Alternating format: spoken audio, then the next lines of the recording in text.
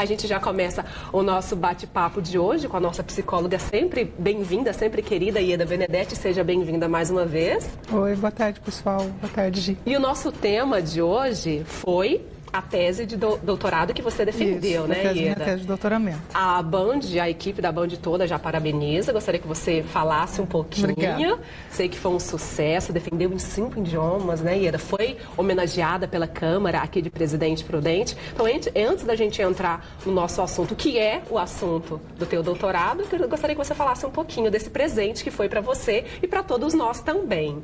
Bom, essa coisa de que assim, a defesa aconteceu em 5 idiomas, foi assim, é que as pessoas da banca falavam línguas diferentes, porque nós tínhamos ali 4 nacionalidades diferentes, tá? Então, houveram questionamentos e colocações em 5 idiomas.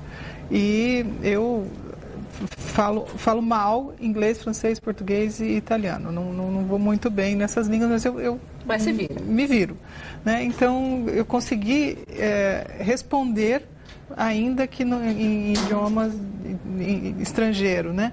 Mas foi um trabalho que não foi só esse glamour da defesa. A defesa foi realmente glamurosa. A defesa foi glamurosa, foi uma defesa que tinha indiano na banca, tinha russo, tinha o cubano e os brasileiros, né?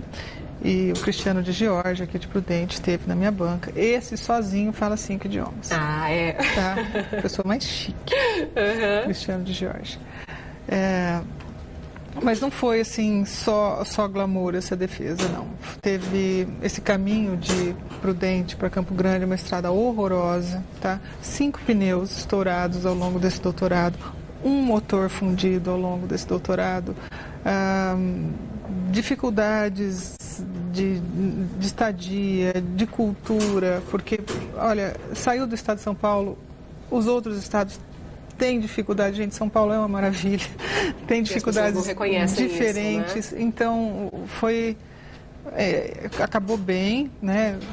Foi aprovada com a nota máxima dos 5 membros da banca, mas foi um sacrifício grande, foi um sacrifício que eu pensaria 2 vezes de fazer de novo. Ieda. Pensaria 2 vezes, porque, principalmente pela condição de transporte, principalmente pela condição de eu ver gente morrer na estrada, foi coisa horrível, assim, dessa viagem, de Prudente para Campo Grande. Mas o resultado final foi prazeroso, sem dúvida alguma. O resultado final foi prazeroso, intrigante, e eu estou escrevendo agora para publicar o livro sobre a tese, né? E os resultados é que eu acho que são gratificantes e graves. Muito grave que eu tenho a dizer a respeito de TDAH. Déficit de atenção e hiperatividade são transtornos cada vez mais comuns na vida das pessoas hoje, né, Ieda? Transtorno de déficit de atenção e hiperatividade é um transtorno que vem sendo cada vez mais diagnosticado, tá? Então, existe, na verdade, uma grande epidemia de transtorno de déficit de atenção e hiperatividade que, na minha pesquisa, se revela como uma falsa epidemia, porque as pessoas estão diagnosticando tudo e qualquer coisa como TDAH. Porque é muito simples você deixar de ver o problema da família, deixar de ver os quadros de ansiedade, de fobia, de angústia da criança e dizer simplesmente que é um déficit de atenção e medicar. O medicamento mais usado, né, é um anabolizante, eu não vou dizer o nome do medicamento,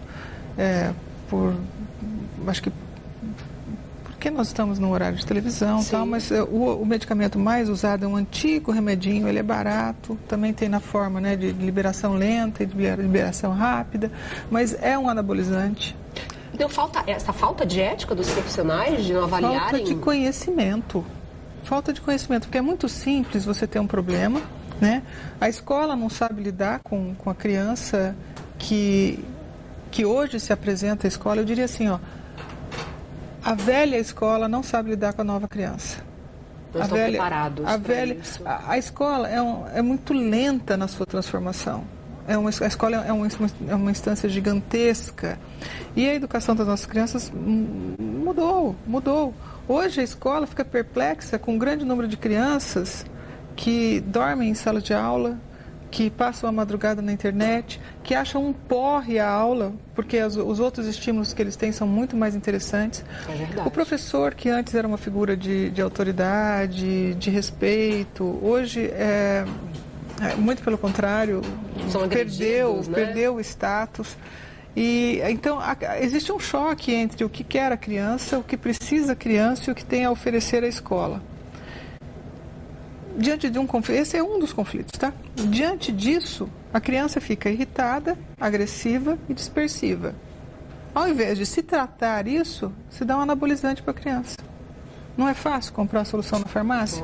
Fácil. Então, dentro dessa epidemia, dessa mega epidemia de TDAH, quantos efetivamente são, né, pessoas que possuem o déficit de atenção e hiperatividade? É uma minoria.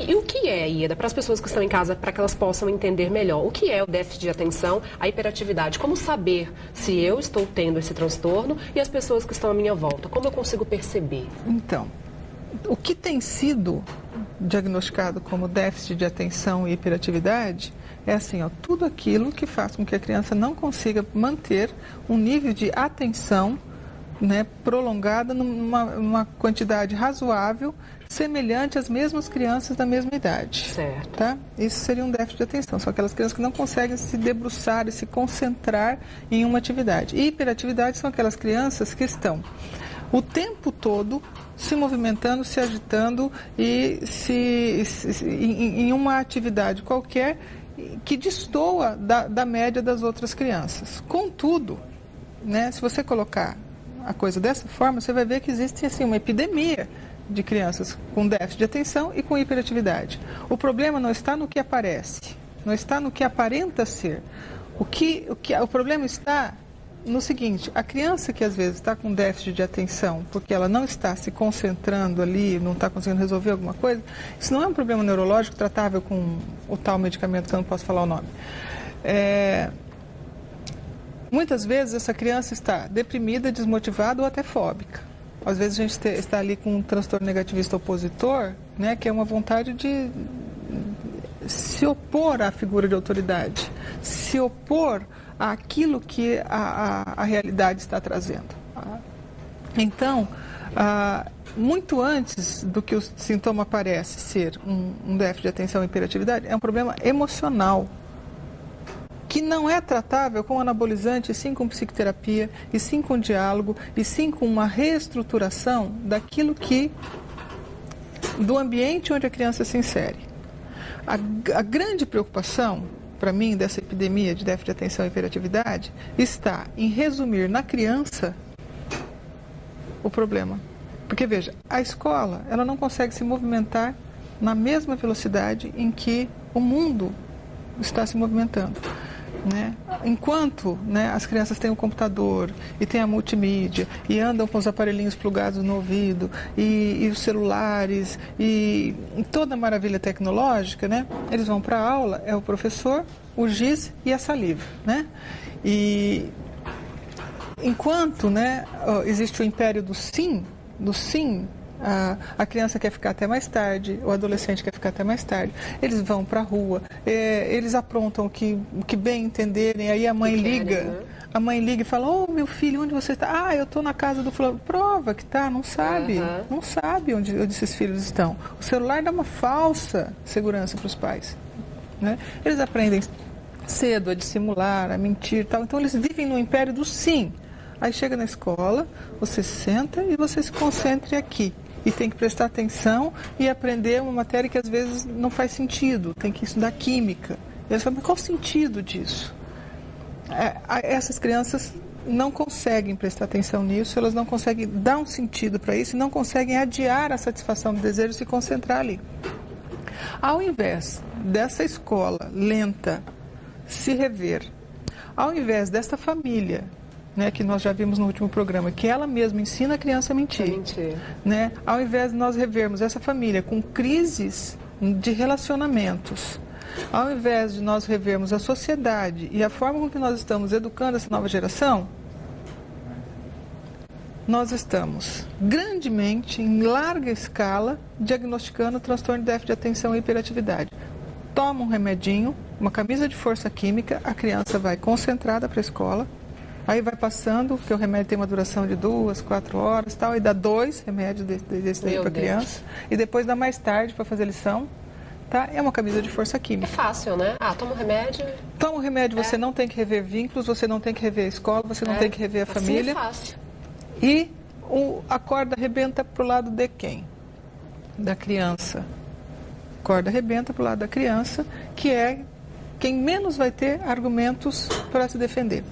Esse remédio causa dor de cabeça, atrapalha o crescimento, perda de apetite, muitas vezes hipofunção cortical, que terá resultados mais para frente, depois, sabe, com dificuldades de concentração real, com dificuldades de se conter e com dificuldade de ampliar, de raciocinar de forma mais abstrata, de forma mais criativa. E tudo isso com um amplo consentimento da classe de terceiro grau, que são os profissionais da área de psicologia, meus colegas, de medicina e afins, os fonoaudiólogos, os terapeutas ocupacionais, todo mundo, né, achando que realmente é uma maravilha o tal do remedinho e o tal da resolução rápida. E eu vou te falar uma coisa, dá resultado. Você dá o remédio para a criança, ela apruma. Nos 2 primeiros meses, ela dá uma aprumada. Aí, olha, o professor dá aula mais tranquilamente. A escola para de ligar para a mãe fala que o médico é um santo, que deu o remédio. É perfeito. Tal. Aí, daí 2 meses, precisa dar 2 remédios para a criança e não mais um. Aí o remédio já começa a não fazer efeito. É um remédio caro, não é, Ieda? O de curta duração é baratíssimo. É um remédio velho, é um remédio antiguíssimo. Eu já ouvi falar de um que é super caro. A função é o mesmo remédio, é o mesmo princípio ativo, só que ele tem liberação lenta. Tá? Que aí ele tem duração de 8, 10 horas. Você toma de manhã e a criança fica ali, ó. Mas é o mesmo remédio, só que o remédio tem um princípio que vai liberando lentamente o princípio ativo. Então a criança está o dia inteiro sob controle.